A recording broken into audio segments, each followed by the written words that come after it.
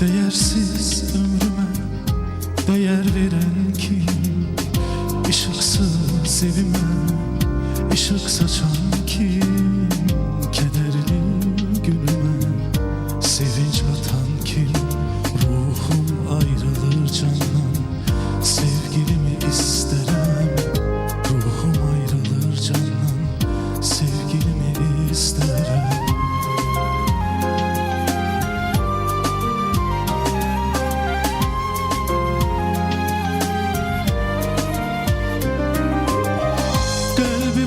Cananım, fikri amalım hadasan. İndi mühtacam sene şebu hicranım ardasan. Gel bitir bu zilleti, keşmi gir yanım ardasan. Hayat olur bir zindan, sevgilimi isterim.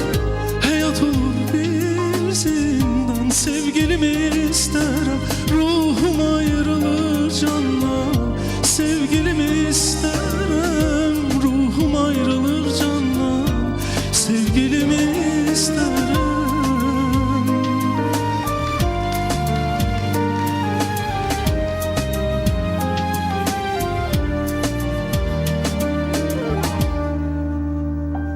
Ah, bir günde doğuldum, birce öleydi. Kederi büsseni birce döleydi. Güneş tek parlayıp birce söneydi.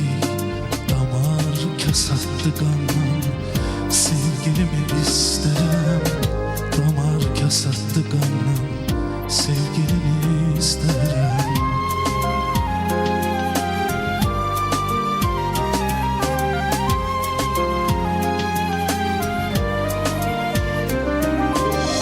Kalbi bağlı cananım, fikri amalım hardasan.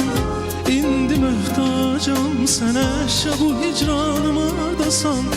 Gel bitir bu zilleti, keşmi gil yanım ardasan. Hayat olur bir zindan, sevgilimi isterim. Hayat olur bir zindan, sevgilimi isterim. Ruhum ayrılır candan, sevgilimi isterim. Ruhum ayrılır candan, sevgilimi isterim.